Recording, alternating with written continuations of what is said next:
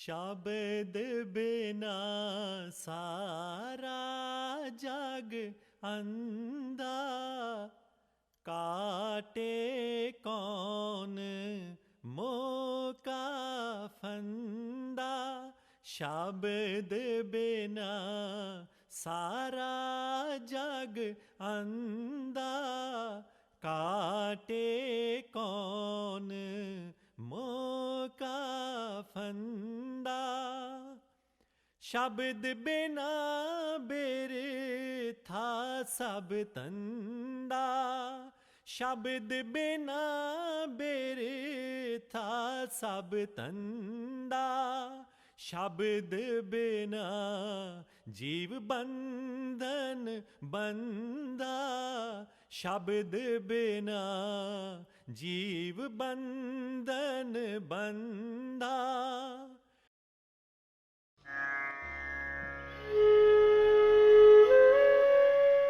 Welcome seekers to today's spiritual satsang, titled The Role of a Perfect Living Master, subtitle The Rescue Plan for True Seekers. I have with me East Asia's main speaker, who is an advanced disciple of a perfect living master. So main speaker, for today's satsang, would you like to elaborate more on the role of the perfect living masters? Okay. Firstly, I will try to introduce a folklore concept of how the rescue plan in the beginning of the creation happened. So according to Anurag book by the past holy master named Kabir, Kabir said to his disciple Dharamraj about a nice parable story about the beginning of the creation. He said, in the beginning was no time, and God wanted to have fun. So he created 16 sons as quality of God. So those qualities such as passion, patience, and so on. And the fifth son of the God, the fifth son represents the quality of negativeness, so-called cow. So he was a naughty son, unlike others. So he wanted to imitate his father, to have power of the creator, to create his own creation. So he went to the river of creation and standing on one leg, around, let's say, 72 millions of yugas, to show his devotion to his father. And then later, his father grant his wish that he wish where he want to become the creator. He want to understand the feeling of being God. So God gave this power of the creator to him. And also, he gave him the creative power in a form named Maya as his consort, as his wife.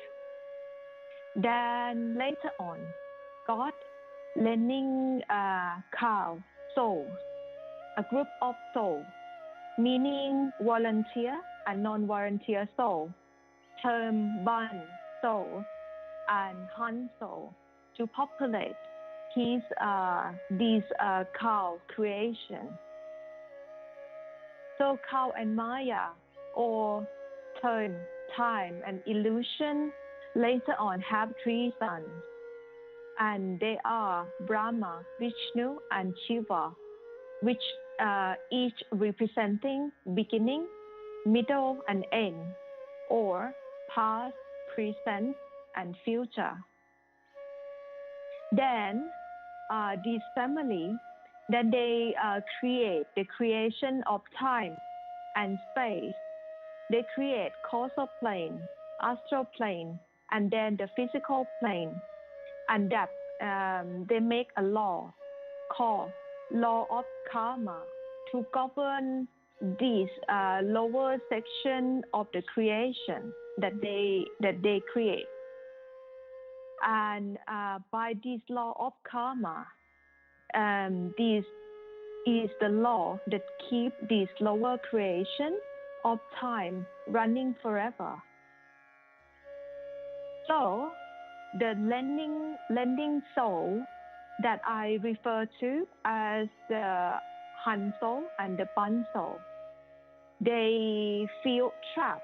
Some of the soul, they feel trapped and they protest to God the Almighty. They said, especially they protest to the Father, saying that, okay, if one day we want to go back to our true home and we feel that we have enough, we feel like we not enjoy being the character in this lower creation anymore, what shall we do? Because by this law of karma, it designed to keep them cycle here to be reborn again in countless lifetimes. So then God create a rescue plan. And this rescue plan is including sending representative of God called perfect living master to come into this lower creation to rescue the soul that's asking for help. And this soul term true seekers, whenever they are crying for help and want to go back to their true home, then the perfect living master in human form that carry God consciousness will come to them and give them so-called holy initiation to connect them back to their godliness, to connect them back to their true home.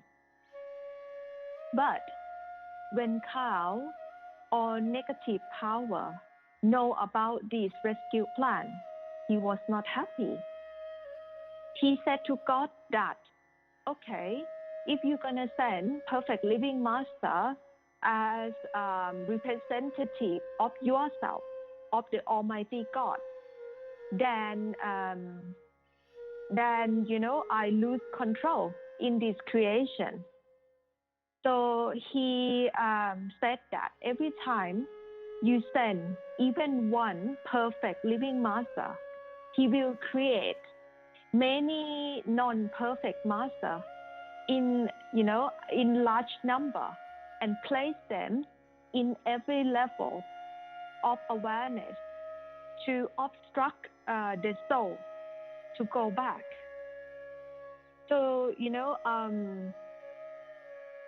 so God and Khao, the negative power come to terms about the perfect living master as follows. First, perfect living master is absolute representative of God directly, and he or she operates above the creation of Khao. The second is perfect living master cannot perform any miracle to draw attention. Perfect living master only have the speed or speaking of the perfect truth, which only sincere truth seeker or marked soul will recognize.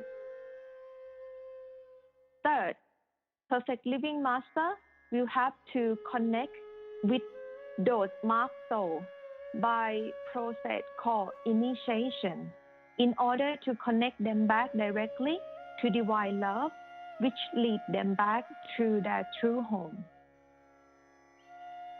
Fourth, perfect living master has to be born human, going through karma, having suffering and happiness just like any other soul.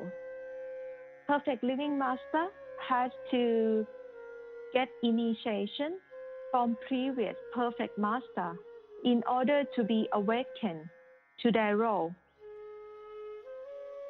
Fifth, only perfect living master can give initiation to true seekers and give perfect salvation.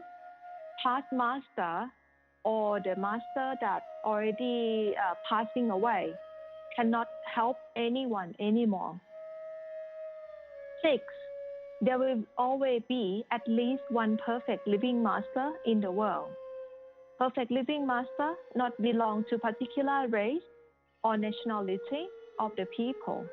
They have to come for group of sincere true seeker in different parts of the world. And the next master will come to work, same area or elsewhere, or be born in different culture, only in response of the true seeker in the future. Okay, so just one question.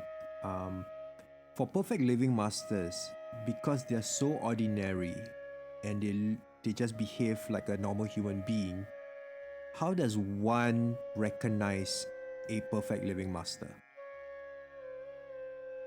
No one can recognize a perfect living master because they in complete perfect disguise here in this world. Just like, the people who is lower cannot see somebody is higher in the consciousness. So only perfect living master, they will recognize our seeking. They will recognize that we are the marked soul. And in the appropriate time in our life, when our seeking is very intense, perfect living master will come to us in different means. For example, you will read some line in a holy book and it hit your heart, or you listen to a YouTube video, or you listen to any satsang or spiritual discourse in the social media and it hit your heart badly, and you want to know more about this, you want to know more about the speaker, right? Then you start to search for those ones. So that's how perfect living master work in the world, through coincidences, that they're gonna provide some means for the seeker to find them. So, my suggestion is that if you are a true seeker above your culture, above your religion, and you want to know what is true spirituality, what is salvation, what is complete liberation, please continue seeking. Because the true seeker only be able to have ability of seeking. We cannot find our master ourselves because they're very ordinary by the contract that God make with cow, the negative power. They cannot show any miracle. They have to be very ordinary. More than, all the false master or the false guru that cow create to obstruct this rescue plan. So therefore, they cannot show any extraordinary sign. They can only speak of the truth. But, even one word from them has pulling effect on your soul.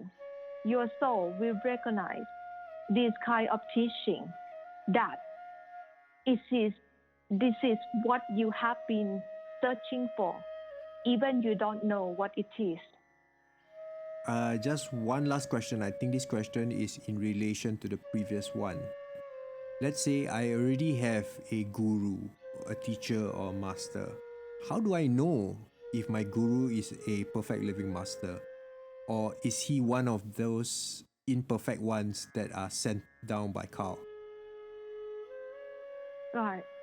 So, perfect living master is in the world, in this sky. So yes, you will never know, if the one that you connect with is perfect living master or not. But my suggestion is that as long as your current master or your current guru teach you to go inside, to have experienced the truth for yourself, I think it's good enough. And then you continue to learn with that particular guru or master until you feel that you cannot cultivate more direct experience. Then you should start seeking another guru or another master again. I'm telling you this, why?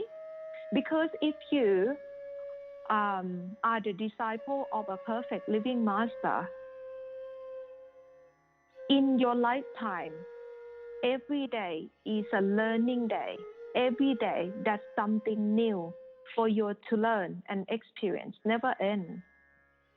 Because a perfect living master, they have the wisdom of God, the Almighty, the perfect Creator, right? And as in the perfection, every moment that we are here, we should contemplate, on this perfection of God.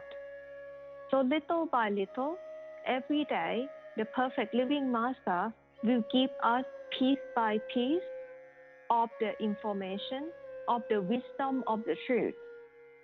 And you will have direct experience of that. Other lesser master, when you learn with them, at some point you will stop evolving, you will stop learning. You will stop to continue to advance yourself. So when you learn and you feel that, there's no more thing that I should learn from this, I feel like I know everything and it's not going to give me real wisdom, or it's not changed to be loving, compassionate. I'm still upset, angry, and quickly react to the people the same. It means that you need a higher level guru or higher level master than what you have right now to teach you. But it doesn't, mean that I suggest to you to investigate that, this one is perfect master and other one not. No. It might be because, the guru that you are with right now is not the final master for you. Maybe they are perfect living master, but you don't have affinity with them. So therefore, you cannot have much of direct experience with them that much. You need another person which gonna become your final master to come to you and give you another initiation for you to properly have direct experience, to properly evolving, to properly change into a perfect being, just like the perfect living master. Let's move on to the next part of this satsang, which is more interesting. I think we have prepared some helpful hints for the seekers listening to better understand the difference between identifying a perfect living master and the false gurus. So, main speaker, maybe we can start with what are the checklists to look out for if you want to identify a false guru, for example. Yes. Okay. Okay. Here are notations between perfect living master, perfect master, and the false guru. So, Firstly, I'm going to talk about the false guru. So, first, the false guru are expressing delusion of high attainment.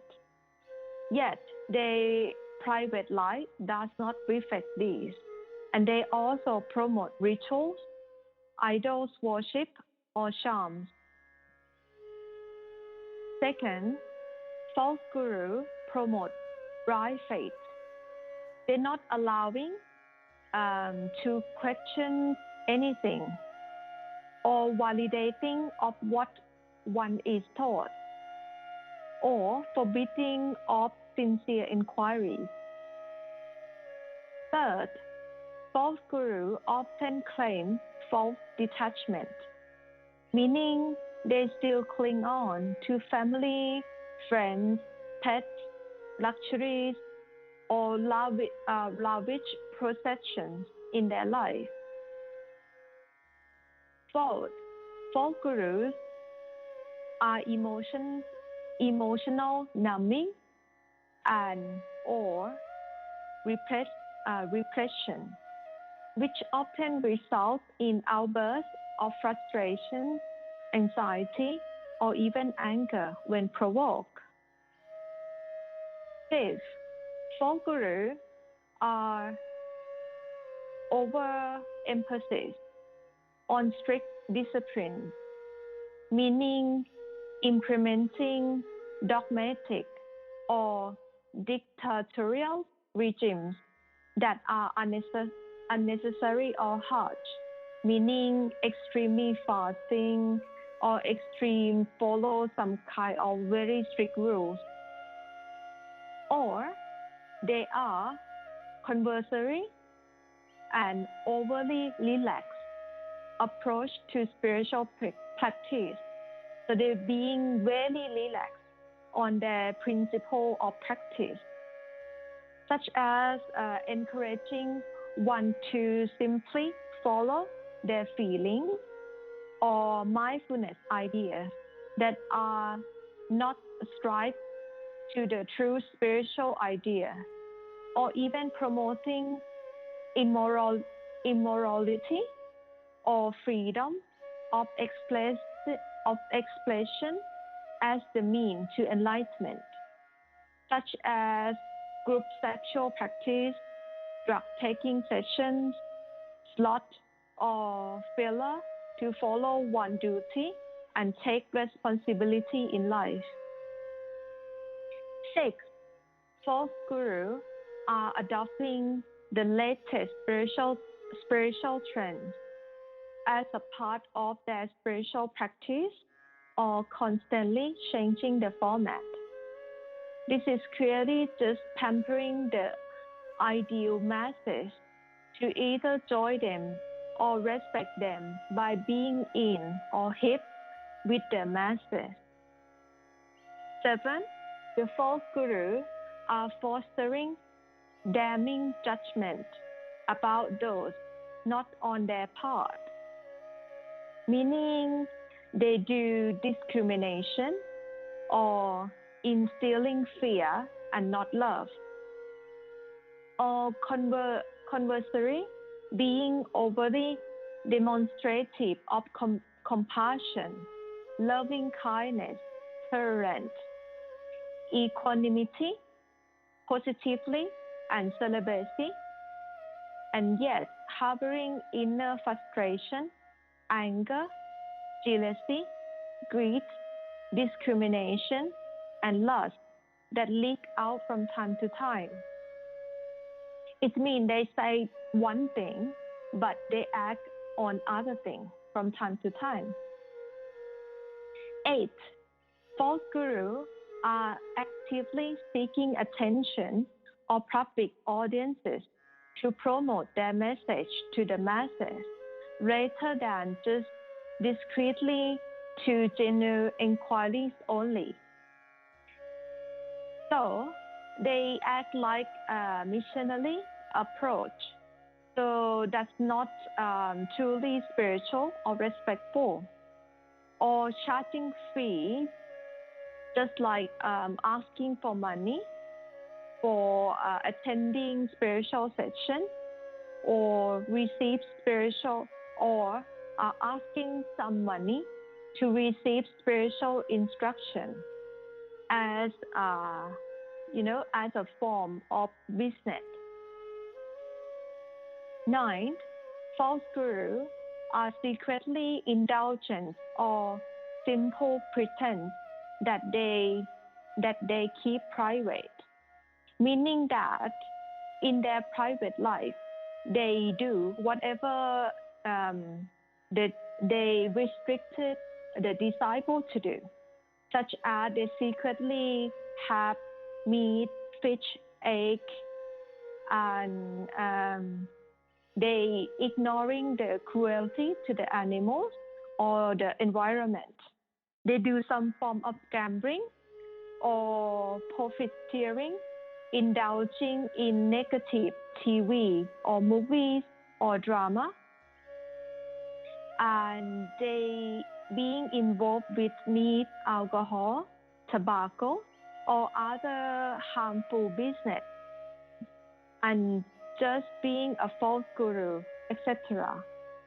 And they often causing guilt feeling that result sudden withdrawal from society and accompanied by concealed distress of some sort. It means that after people found out about what they are doing behind the scenes, they suddenly disappear.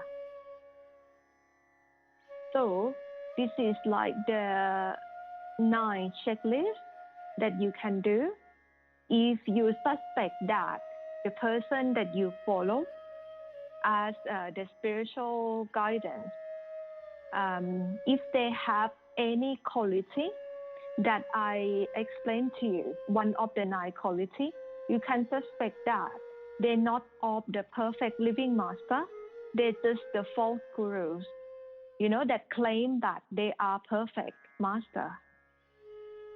Right.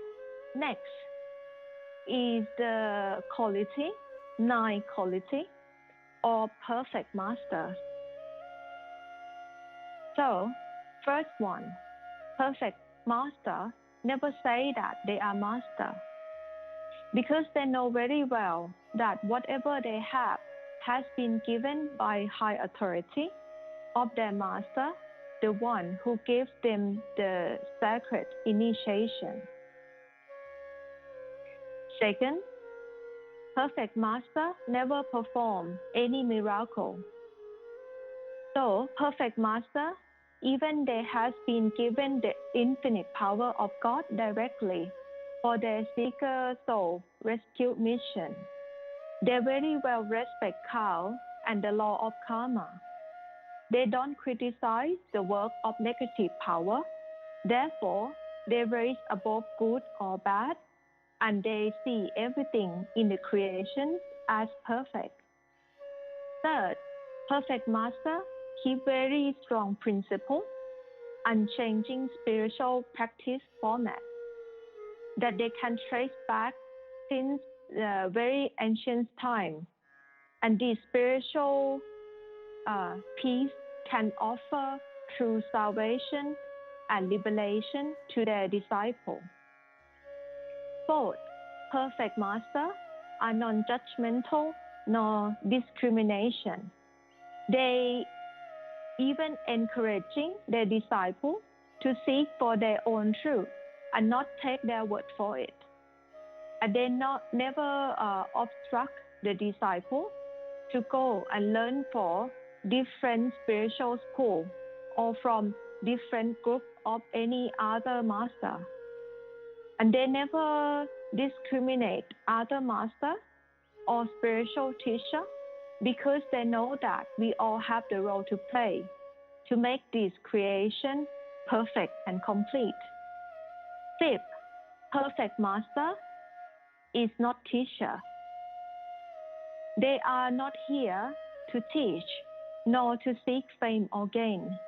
They are here to help true seeker to bring marked soul on their list back to true home through the process called holy initiation. Six, the perfect living master or perfect master, they are the part of the ultimate truth and true salvation. Meaning perfect master is direct representative of the Almighty God in human form. And they only speak of the truth. And when the truth seeker come into this connection of such perfect human being, they get transformed into the perfect being too. 7. Perfect master operates at every level of existence at the same time. So they have God consciousness. So they are omnipresent, omnipotent, and omniscient. Mean they are everywhere in everyone. They are powerful and they are knowing. 8. Perfect master operates from divine love and true compassion. Because they see that all humans are brother and sister, and so as all animals are all our friends. So they are God in human form, and they see everything through the perspective of God, the ultimate creator. 9, which is the last one. Perfect master, always praising their own master very highly. True master is truly humble and grateful to the one that brought them to the path of the perfect truth and true wisdom and true salvation. So they see their own master as God who rescued them from the darkness to the ultimate light. So therefore, the perfect master will never claim that they are master, just like I said to you in the number 1, because they will only present themselves as the sincere disciple or even just a humble servant of their master. So yes, that finished the 9th quality of perfect master. Okay, so this is a very comprehensive list for seekers out there to identify like the person that they are talking to or getting spiritual knowledge, whether are they false gurus or are they, the real deal, the real perfect living masters. But then again, you will never know if the person that you're talking to is a perfect living master, because I think Ishwaji used to mention that if you can identify who is a perfect living master, it means that you are a perfect living master yourself. So yeah, so okay, I guess that's it for the satsang today. Main speaker, do you have any more things to add with regards to this topic of perfect living masters? So today, as some of our followers, they asking me that, can I identify if my spiritual teacher that I currently follow, they are true master or they're not, they're not true master or they're the false one. So I said, okay, I can't point out anyone that is perfect or not because, it's not for me to do that, right? But I consult with my master. So my master give me the checklist. So today we have 9 checklists of false master, like false guru, and we have 9 checklists of the perfect master. So in your own time, you can check, and I will tell you one of the story of sometimes master is in disguise as well. During Swamiji Maharaj time, he planned to meet with Jamal Singh, which later on become the next successor, the next master. So during that time, Swamiji Maharaj, he looked very simple, and he doesn't look like any perfect being in human form. So he would disguise himself by having baraku, like a tall tower of smoking pot, right, next to him. And from time to time, he will lift up the pipe and pretend to, smoking it, to just disguise himself. So when Baba Jamar Singh saw this behavior of this master, of the Swamiji, he was thinking to himself, look, if he perfect master, he can't be smoking. Why he doing this? Therefore, he might not have that kind of high wisdom that I seek then. So at first impression, Baba Jamar Singh was thinking that Swamiji Maharaj is not a perfect living master for him. And he didn't, convinced by the appearance and what Swamiji doing. But later on, when he listened to spiritual talk from Swamiji, he started to have faith. He started to be convinced that Swamiji had something perfect inside him. So one day, he asked Swamiji Maharaj to show him. And Swamiji said to him, okay, let's do meditation session together. And only then, Baba Jamar Singh found out that actually Swamiji Maharaj is a perfect living master in disguise. So by this story, I want to tell you all that sometimes master play the game as well to disguise. So you don't know who is who.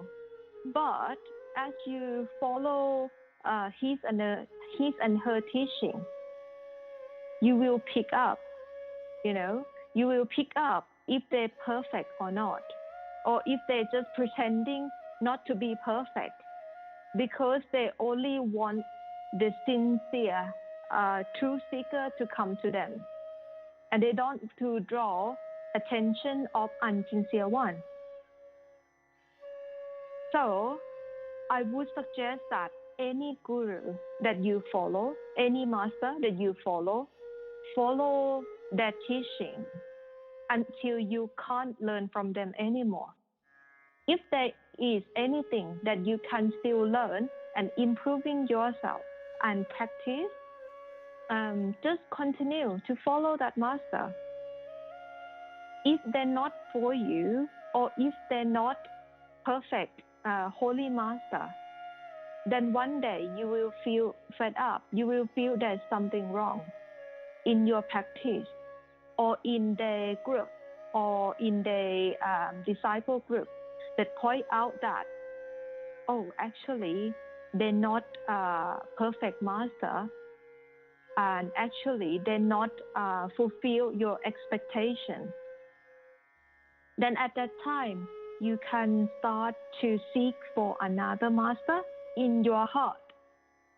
You can request to God, or asking God, to show you the way, or to bring someone or some higher form of teaching into your life, so you can continue to practice on your spiritual path.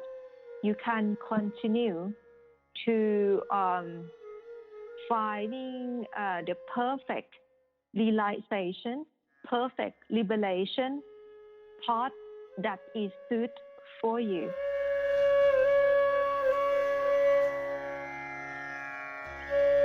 That's it for today's satsang. Thank you, main speaker, for spending time with us for this satsang. If you want more information about Ista Asia, please go to www.istaasia.com. You may also subscribe to our newsletter or email us any inquiries you may have regarding spirituality. Thank you for listening.